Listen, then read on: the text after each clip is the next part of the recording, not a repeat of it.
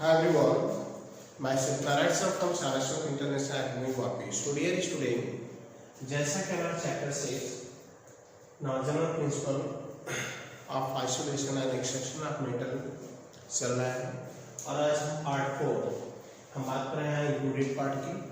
Included part portion complete होने के बाद आपको रह जाएगा कि इंक्लूडेड पार्ट में आज ये लास्ट पॉइंट होगा, क्योंकि इसी बिफोर हमने सारे पॉइंट्स आपको बता दिए। वंस अगेन मैं आपको रिमाइंड करा दूं कि मेटलर्जी जो चैप्टर है इसमें हमें क्या स्टडी करना था और कितने पॉइंट्स कंप्लीट हो गए हैं। रिमेनिंग पॉइंट जो है उनको आज लास्ट लेक्चर में कंप्लीट किया जाएगा। देन आफ्टर हम कॉम्प्लेक्स पढ़ेंगे, कॉम्प्लेक्स के बाद DNA block and then P block last chapter. So हमने मेटलर्जी में आपको स्टार्ट किया था फ्रॉम मिनरल्स। मिनरल्स एक नेचुरल अकरिंग सब्सटेंस है जो नेचर से हम आइसोलेशन करते हैं, डिग आउट करके एक्टर्स के अंदर से निकालते हैं। फिर उसके सरफेस पर जो डस्ट एंड डार्ट होती है that is called gangue or matrix. उन गैंग और मैट्रिक्स को हम रिमूव करते हैं बाय ब्लोइंग एयर और by washing water and then after remaining part is called metal ore. जो मेटल ओर होता है एक केमिकल सब्सटेंस है जिससे हम क्या करते हैं, मेटल को ऑब्टेन करते हैं pure form. And metal ore के हमने टाइप भी बताया आपको एंड देन कॉन्सेंट्रेशन।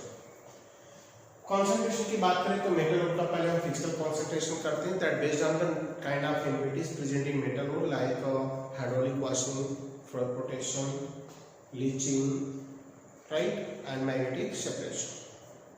हम उनके अबाउट भी आपको रिमाइंड कराते हैं। हाइड्रोलिक वॉशिंग उस पर्टिकुलर मेटल ओर के लिए करते हैं that is having light weight, low density and easily wetted by water. Magnetic separation हम उस मेटल ओर के लिए करते हैं that metal having magnetic properties and other impurities. Now next is hydraulic washing हो गया आपका, magnetic separation, floor protection one utilise for the sulphide metal and leaching. ये लीचिंग प्रोसेस जो है दैट इज द लिंकेज कर सकते हैं between physical and chemical. यहाँ पर हम यूटिलाइज करते हैं उस टाइप काइंड के मेटल ओर को जो किसी पार्टिकुलर सॉल्वेंट में सॉल्युबल है बट इम्प्योरिटीज क्या है, इनसॉल्युबल है। इन सब प्रोसेस के बाद हमें जो मेटल ओर मिलता है उसको हम करते हैं केमिकल कॉन्सेंट्रेशन। केमिकल कॉन्सेंट्रेशन की बात करें तो जहाँ पर हम नंबर ऑफ मेथड यूटिलाइज करते हैं, कैल्सिनेशन, रोस्टिंग। कैल्सिनेशन हम यूटिलाइज करते हैं कार्बोनेट ओर के लिए, रोस्टिंग करते हैं सल्फाइड ऑक्साइड ओर के लिए, और इन दोनों प्रोसेस में मेटल ओर को हम मेल्ट करते हैं below the melting point. Then after हमारा होता है स्मेल्टिंग एंड बेसमलाइजेशन। बट ये बहुत टॉपिक उस लिमिटेड मेटल के लिए है जैसे कॉपर एंड जिंक, तो इनका डिस्कशन आपको यहाँ पर मेंशन नहीं किया गया है। देन आफ्टर हम ऑक्सीडेशन रिडक्शन करेंगे। रिडक्शन से हम केमिकल कॉन्सेंट्रेशन के आफ्टर हमें मेटल ओर मिलता है मेटल ऑक्साइड के फॉर्म में, और उसका रिडक्शन करा के क्रूड मेटल लेते हैं। उस क्रूड मेटल का हम क्या करते हैं, रिफाइनिंग। अब बात रिफाइनिंग की करें तो रिफाइनिंग के लिए जो टर्म्स हमारे पास हैं वो है distillation, liquation, vapour phase refining, zone refining जैसा आज का टॉपिक है, electrolysis and then after last chromatography. So start करते हैं। पहला पार्ट है आपका zone refining. This method is based on that impurities in more soluble than the metal in solid state. अगर हम बात करें यहाँ पर तो सॉलिड स्टेट में जब हम मेटल को मेल्ट करते हैं तो एट लो टेम्परेचर भी जो इम्प्योरिटीज है यहाँ पर सॉल्युबल है और आसानी से लिक्विड में कन्वर्ट हो जाती है। उसी टेम्परेचर पर जो मेटल है वो सॉलिड फॉर्म में रहता है। इस मेथड को किस लिए करते हैं? This method is used for refining a semi-metal like germanium, silicon, boron, etc. इन सब मेटल के लिए हम करते हैं। जर्मेनियम, सिलिकॉन के लिए है, प्योर बोरॉन के लिए हम यूटिलाइज करते हैं। इन मेटल की रिफाइनिंग का एक कॉन्सेप्ट है आपका। तो गैलियम है, इंडियम है, हम गैलियम इंडियम के लिए भी करते हैं, उसको भी मेंशन कर देते हैं, गैलियम एंड इंडियम। तो इन सब मेटल का हम रिफाइनिंग करते हैं purification by zone refining. Process होता है क्या है, इस प्रोसेस में हम एक बेसल लेते हैं और ये बेसल जो होता है लाइक दिस टाइम इस बेसन के अंदर हम इनर्ट गैस का एटमॉस्फेयर जनरेट करते हैं, मींस इनर्ट गैस। और इसके फेज में हम रखते हैं यहाँ पर एक एरिया और होता है, दैट इज कंसिडर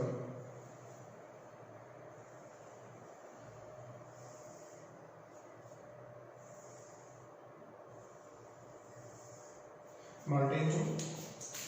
ये वो मेटालिक रॉड है जिनको हमें बताया कि इम्प्यूरिटीज इसके अंदर मिक्स है, और ये जो जोन होता है that is called molten zone. इस मॉल्टेन जोन के अंदर हम करते क्या आपको जोन रिफाइनिंग में, ये फेस हो गया आपको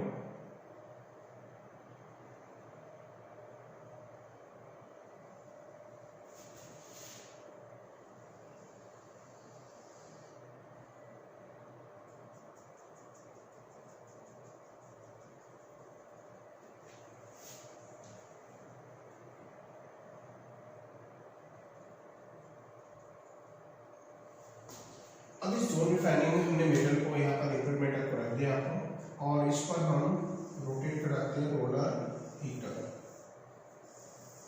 रोलर हीटर जो हीट एनर्जी सप्लाई करते हैं इस सेमी मेटल की रॉड को, जो इसके मेल्ट होने में हेल्प करता है। अब इस मॉल्टेन जोन में इस रोलर हीटर को क्या करेंगे, रोटेशन होता है clockwise and anti clockwise both. So ऐसे केस में बार बार रोटेट करते हैं और उनकी इफेक्ट से मेटल क्या होते हैं, मेल्ट होते हैं। मेल्ट होने के बाद होता क्या है, इसके अंदर की जो इम्प्यूरिटीज है आसानी से लिक्विड फेज में कन्वर्ट होती है, जो इन स्पीड से रिलीज होते जाते हैं। बट बेसिक प्रिंसिपल के बेस पर जाए तो मेटल उस पार्टिकुलर टेम्परेचर पर जिस पर इम्प्यूरिटीज लिक्विड फेज में आ जाती है, फिर भी वो कैसा है, वो मेटल इनसॉल्युबल है, लास्ट पार्टिकल है। तो जो प्योर मेटल है वो इस मॉल्टेन जोन में रुक जाएगा। तो इन दिस वे हम एक पर्टिकुलर जोन में सेमी मेटल की रिफाइनिंग कर रहे हैं, इसलिए इसे वर्ड देते हैं zone refining. So student once again मैं आपको रिमाइंड करा दूं कि जोन रिफाइनिंग होता क्या है।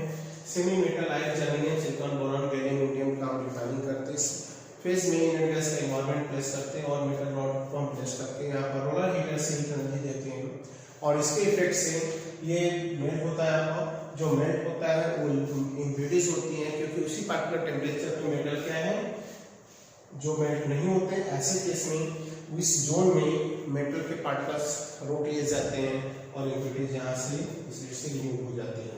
इनर्ट गैस का एनवायरनमेंट इसलिए रखते हैं क्योंकि जो मेटल के हैं अब वो किसी अदर ऑक्सीजन या किसी से हीट करके न्यू कंपाउंड प्रोड्यूस ना करें।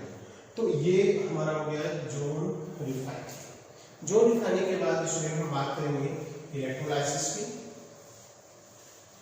तो इलेक्ट्रोलाइसिस में हम किस लिए करते हैं, तो ये इलेक्ट्रोकेमिस्ट्री का पार्ट है। हमने प्रोडक्ट ऑफ इलेक्ट्रोलाइसिस चैप्टर 3 में हमने एक्सप्लेन किया, टोटल पॉइंट्स वही हैं, तो आप समझेंगे, आप आपको समझाया जाएगा ज़्यादा। तो बात करते हैं नेक्स्ट नंबर 5 के electrolysis.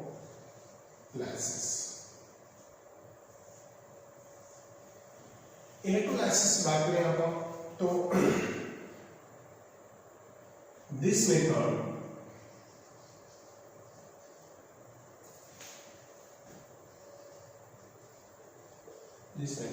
is used. This method is used for refining of metal. This method is used for refining of metal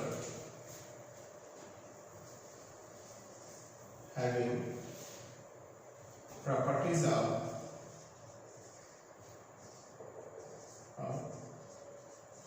conductivity in molten state,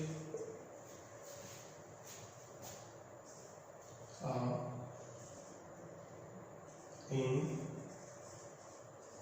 aqueous solution. So student इस टाइप की हम रिफाइनिंग में उन metal को लेते हैं जो molten state या aqueous solution में इलेक्ट्रिसिटी कन्वर्ट कर सकते हैं, right. In this method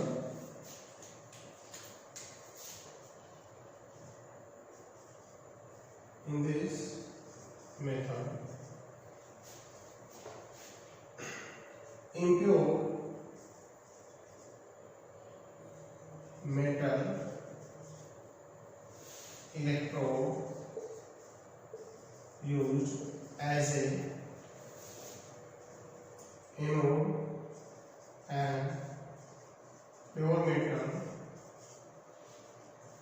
used as a cathode. तो यहाँ पर हम कैथोड यूटिलाइज करते हैं। On passing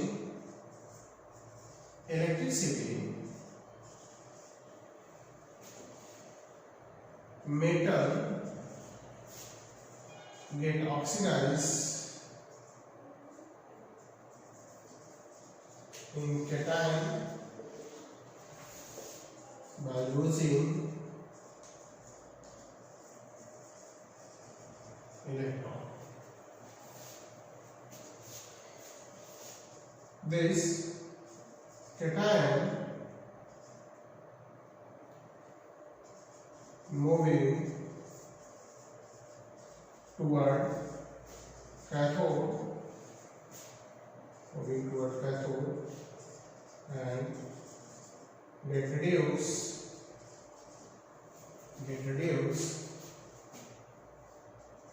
in form of product। तो ये प्रोडक्ट के फॉर्म में वहाँ रिड्यूस हो जाते हैं, जिसको हम रिमूव कर लेते हैं।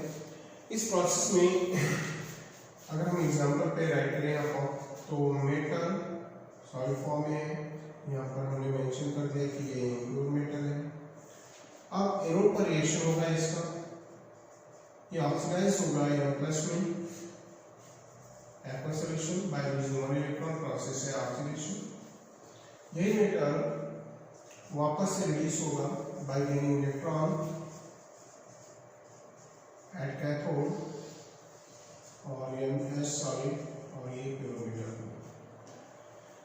तो इस प्रोसेस में होता क्या, बेस्ट एग्जांपल है हम राइट करेंगे रिफाइनिंग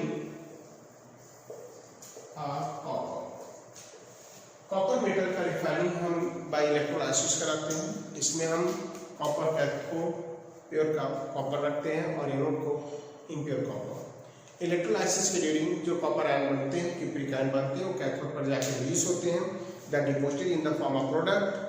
एंड इस काइंड के सेल में हमें एनोड को बार बार चेंज करना होता है, क्योंकि एनोड का मास कंटीन्यूअस रिलीज होता है।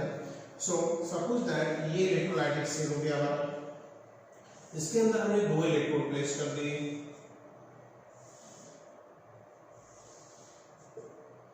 इलेक्ट्रोड प्लेस कर दिया और यहाँ पर हमने मेल्ट करके कॉपर को हमने प्लेस कर दिया या क्यूप्रिक क्लोराइड प्लेस कर दिया, कोई भी रहेगा यहाँ पर। तो मेल्ट कॉपर, ये 2 इलेक्ट्रोड हो गए, ये हो गया कैथोड और ये हो गया एनोड। एनोड की बात करें यहाँ पर, तो ये पॉजिटिव हो गया और ये नेगेटिव। अब एनोड पर होने वाला रिएक्शन क्या होगा, Cu get oxidized into Cu2 plus 2 electron, and cathode पर रिएक्शन होगा Cu2 plus 2 electron reduced into Cu। Means ये जो कॉपर है ये प्योर है और यहाँ पर निकल रखा है।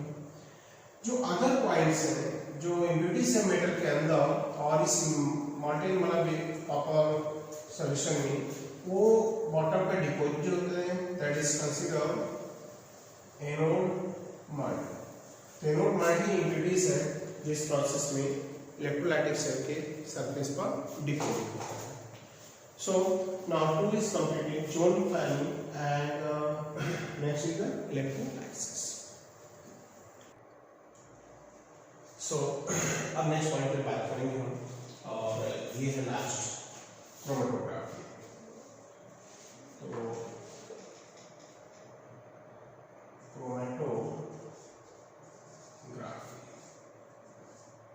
तो क्रोमेटोग्राफी की पूरी डिटेल में समझाऊंगा। क्रोमेटोग्राफी मेथड में जो मेंशन किया एनसीईआरटी में देखा जाए तो इतना परफेक्ट पॉइंट्स हैं। क्यों नहीं है? क्योंकि मेथड तो कुछ है नहीं, सिर्फ इन्होंने बताया है किस टाइप के मेटल को करते हैं।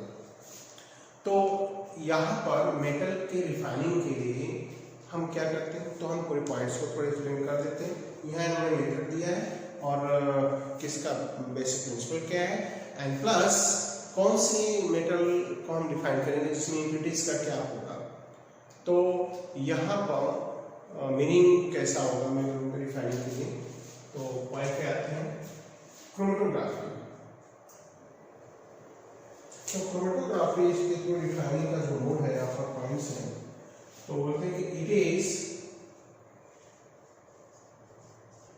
Based on principle of adsorption. Principle of adsorption. Adsorption की बात करें हम यहाँ पर, तो एडसॉर्प्शन प्रोसेस है क्या, मैं आपको बता दूं जैसा कि एडसॉर्प्शन हम पढ़ चुके हैं। एडसॉर्प्शन मीन्स यहाँ पर दो कंपोनेंट होते हैं इसके, एक होता है एब्सॉर्बेट और दूसरा होता है एब्सॉर्बेट। होता क्या है, एब्सॉर्बेट जो होता है ये मोबाइल फेज होता है, ये मोबाइल फेज में रहता है।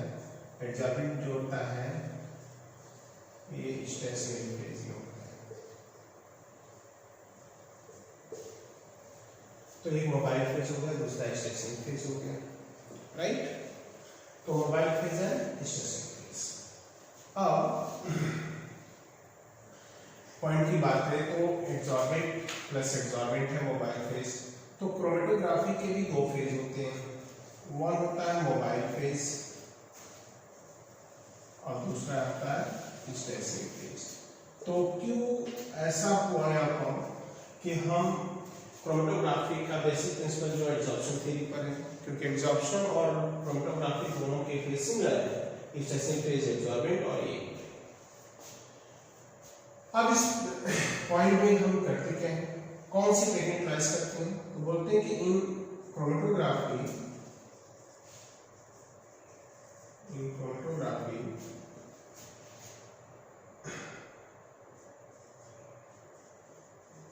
Column chromatography,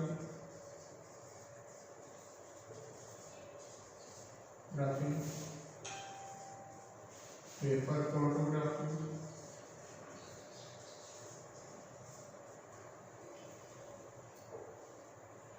gas chromatography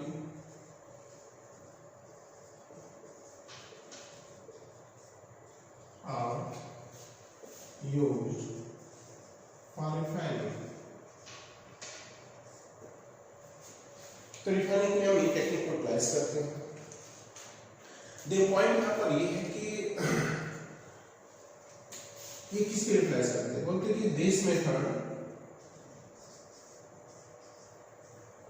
is used for refining of metal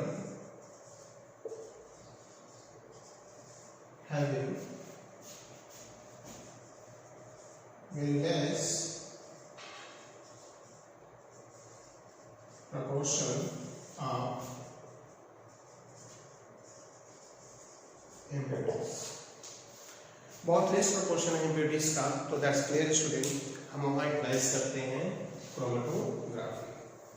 so chromatography में जैसा फेज आप देखेंगे, जो इम्प्यूरिटीज आगे का पॉइंट में समझा दे रहा हूँ आपको, जो इम्प्यूरिटीज हैं हम उस मेटल को इम्प्यूरिटीज के साथ एक प्रॉपर सॉइल में डिसॉल्व करते हैं, और डिसॉल्व करने के बाद अगर हमें इम्प्यूरिटीज और मेटल दोनों के रेट ऑफ एब्जॉर्प्शन पता है किसका हाई या लो है, तो हम इस टेक्निक को आसानी से समझ सकते हैं। मैं आपको इसके लिए पूरी ट्रिक बता दे रहा हूँ आगे के पॉइंट में। ये हो गया कॉलम जिसके अंदर हम स्पेसिफिक फेज में एब्जॉर्बेंट फिलअप कर देते हैं, जिसमें सेलुलोज या सिलिका जेल के पाउडर होते हैं। तो हमने यहाँ फिलअप कर दिया क्या, सेलुलोज और सिलिका जेल। तो सेलुलोज और सिलिका जेल के पाउडर फिलअप कर देते हैं, एंड देन आफ्टर हम बात करेंगे यहाँ पर, चेक करेंगे। सपोज दैट हमारे पास एक इम्पिडेंस और एक मेटल है जो लिक्विड फेज में लॉन्ग टाइम तक किसी सॉल्ट में बने रह सकते हैं। तो हम एक क्रोमेटोग्राफ लेते हैं, क्रोमेटोग्राफ से हम चेक करते हैं कि एब्जॉर्प्शन पावर। तो इसमें हम क्या करते हैं, उन दोनों मेटल, दोनों एलिमेंट जो इम्पिडेंस होंगी और मेटल होंगी, तो चलो मैंने यहाँ ऐड कर दिया, ये इम्पिडेंस है और ये मेटल का हमने सैंपल लिया। इम्पिडेंस की कोई मेटल या नॉन मेटल ही होगी। इसको हम क्या करते हैं, क्रोमेटोग्राफ बोलते हैं। पेपर का नेम है क्रोमेटोग्राफ। अब इस क्रोमेटोग्राफ पेपर पर दोनों के सैंपल हमें लेंगे, लैब में फिर स्पॉट लगा देते हैं, कैटलिस्ट में फिलअप करके, जैसे ही मार्कर इस पर रखा तो हमने निकल गया। तो ये जो क्रोमेटोग्राफ जो है ना, सेल्यूलोज का पेपर होता है, that is having very high what is absorption properties, तो इस पर होगा। फिर इसको हम क्या करते हैं, एक प्रॉपर सॉलिड में इसको बीकर में लेते हैं, बहुत लेस अमाउंट लेते हैं, मतलब समझ लो कि 1000 ml का है तो 150-200 ml, और इस पेपर को अब इसमें हम प्लेस कर देते हैं।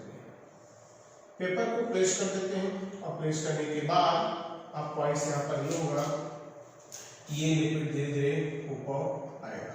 जब ये लिक्विड यहाँ तक ट्रेवल कर चुका हो, इसको रिमूव कर लेते हैं और कलर में स्प्रेइंग एजेंट आते हैं, उनको जब इस पर स्प्रे करते हैं तो हमें दो स्पॉट दिखते हैं। ऐसे लाइक जो स्पॉट गए हैं, तो ये जो हमने डॉट पॉइंट लगाए थे, यही कंपोनेंट गए हैं जो मिक्सचर आपस में जिनको मैं सेपरेट कर रहा है। तो जिसका ये एम्प्लीट्यूड कलर का दिख रहा है, जो ये जिसका बहुत कम है, समझ लो उसकी एब्जॉर्प्शन पावर बहुत ज्यादा है, और जिसका कैसा है, जिसका एम्प्लीट्यूड बहुत ज्यादा है, उसकी एब्जॉर्प्शन पावर कैसी है, कम है। तो ये हाई एब्जॉर्प्शन पावर ये लो। अब हम क्या करेंगे, उस लार्ज क्वांटिटी को जिसमें ऑर्गेनिक कंपाउंड और अदर मिक्स हैं, उनको डिसॉल्व करके इस कॉलम में हम फिलअप कर देते हैं। फिलअप करने के बाद हम करते क्या है, देखते हैं कि इसमें दो बैंड बन जाते हैं, एक अपर लेयर पे कलर बैंड बनता है और एक दूसरी थोड़ी डिशन पर दूसरी लेयर बनती है, राइट। तो इसमें क्या होगा, ये वो होगा जो ये है, क्यों, क्योंकि इसकी एब्जॉर्प्शन पावर ज्यादा थी तो ऊपर ही एब्जॉर्ब हो गया, और दूसरा वो है जो इसके नीचे है। तो compound 1 and compound 2, that's all. तो रिफाइनिंग के लिए हम इन टर्म्स को यूटिलाइज करते हैं। तो chromatography now is done. So total refining method हमने कंप्लीट कर दिया है। अब इनसे रिलेटेड पार्ट्स की बात करते हैं स्टूडेंट। सो स्टूडेंट, अगर हम बोर्ड के पॉइंट ऑफ व्यू से जा रहे हैं तो जितने भी इंक्लूडेड पार्ट हैं वो कंप्लीट हो गए हैं। इनसे रिलेटेड जो भी आपको क्वेश्चन एक्सरसाइज में है आप देखेंगे, और टोटल पॉइंट्स राइट कराए हैं तो उसमें से आंसर आपको सर्च करना है। थ्योरेटिकल पार्ट के आंसर आपको राइट नहीं कराए जाएंगे। आपको प्रॉब्लम है, डाउट है, तो आप व्हाट्सएप नंबर पर सेंड करके आप कॉल करके पूछ सकते हैं। देन आफ्टर अदर पॉइंट की बात करें आप, तो इस चैप्टर में और भी पार्ट हैं जो रिलीज कर दिए गए हैं बाय बोर्ड, तो उन पर भी थोड़ा डिस्कशन मैं आपको बता दूं, और पोर्शन कंप्लीट होने के बाद उन पर डिस्कशन किया जाएगा। बात करते हैं जैसे लाइक अगर बात करें यहाँ पर, तो एलिंगम डायग्राम जो delta G gas free energy और टेम्परेचर के रिलेशन में दिखाया गया है। वहाँ पर इलेक्ट्रोकेमिकल प्रिंसिपल ऑफ मेटलर्जी और electrochemical principle of thermodynamics, thermodynamic principle of metallurgy, ये दोनों पॉइंट्स हैं, इनसे रिलेटेड आपको ऑब्जेक्टिव के टर्म में ही पढ़ना है। देन अगर हम बात करें यहाँ पर, तो यूज ऑफ द मेटल में खासकर जिंक, कॉपर, और मैं यहाँ पर जो दिया है आयरन है, राइट, तो कॉपर है। तो इन मेटल के यूज क्या है, मैं आपको बता दूं कि मोस्टली ये डी ब्लॉक के मेटल हैं, और इन मेटल के यूज ये हैं कि हम इनका यूज करते हैं डिफरेंट काइंड के कॉइंस बनाने में, मेटल एलाइज बनाने में, जिनका यूज वैल्यूएबल व्हीकल्स के पार्ट्स बनाने में, ऑटो पार्ट्स में यूटिलाइज करते हैं। इन मेटल को हम यूटिलाइज करते हैं, रिफाइन करके इनकी मेटल एलाइज बनाते हैं, और जिसका यूज करते हैं ऑपरेशन थिएटर में डिफरेंट काइंड के मटेरियल प्रिपेयर करने में करते हैं। तो ऐसे नंबर ऑफ यूज आप देखेंगे, लाइक खासकर मेटल एलाइज के केस में, जहाँ delta metal, Monal metal, nichrome है, क्लियर, तो क्यूप्रोनिकल है, जर्मन सिल्वर है, ऐसे नंबर ऑफ यूज हैं। अगर देखें तो डी ब्लॉक में भी इससे रिलेटेड पॉइंट्स हैं। और अदर पॉइंट देखें तो खासकर सबसे इंपॉर्टेंट पॉइंट्स इस चैप्टर में और भी है, वो है आयरन। आयरन की मेटलर्जी में जब हम आयरन का मेटलर्जी करते हैं तो वहां पर हमें 3 आयरन के बारे में बताया गया, pig iron, wrought iron and cast iron. तो ये कह रहे हैं क्या ये impure form of the iron है, रूट आयरन प्योर फॉर्म होता है, कास्ट आयरन उसको मिडिल का प्रॉपर्टीज है। तो ये कह रहे हैं क्या होता है, बहुत सारी इंग्रेडिएंट्स होती है, काफी सॉफ्ट होता है, किसी भी तरह से हम उसको क्या करते हैं रोटेट करा सकते, मूव करा सकते हैं। तो इन सब के बारे में इंफॉर्मेशन है, काफी डिटेल में है, बट अगर हम बोर्ड के पॉइंट ऑफ व्यू से जा रहे हैं तो दैट्स क्लियर स्टूडेंट। हमारा पॉइंट यहाँ पर क्या होता है, जहां पर रिफाइनिंग का है वो 1 हो जाता है। सो स्टूडेंट ये पॉइंट्स हो गया मेटलर्जी के अबाउट चैप्टर 6 पार्ट 4 में ही टोटल इंक्लूडिंग पार्ट इसमें कंप्लीट हो गए हैं। इस रिलेटेड एक्सरसाइज के जितने भी पॉइंट्स हैं आप सॉल्व करेंगे, जो स्टूडेंट पार्ट है उसको टच नहीं करेंगे। क्लियर? सो स्टूडेंट आज इस लेक्चर में बस इतना ही। अब नेक्स्ट लेक्चर में बात करेंगे तो हम चैप्टर 9 कॉम्प्लेक्स की। Thank you.